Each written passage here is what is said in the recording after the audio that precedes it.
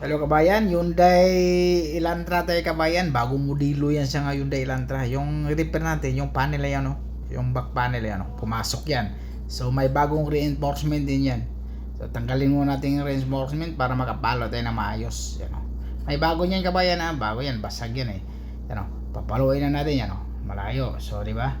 Yan, no? Kailangan paluin natin yan, tapos lagyan natin ng panel banding para original pa rin siya. So hindi na tayo magpalit. May bagong kuha niya kabayan na back panel, pero hindi ko na pinalitan para mas mabilis ang trabaho.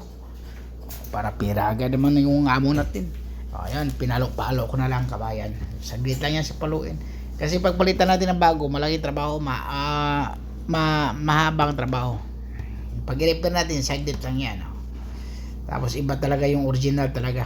Sana, o diba? Okay na siya kabayan. Hindi ka nun lang kasimple paluin. Sa baba, paluin din natin. Tapos lagyan pa rin natin ang kuha niya kabayan, sealer yung baba, sa taas sealer, tapos pinturahan din natin yan. Yung ipintura natin, yung kanit na lang, yung can. Gamitin natin yung can. Ayan, so nalagyan natin ng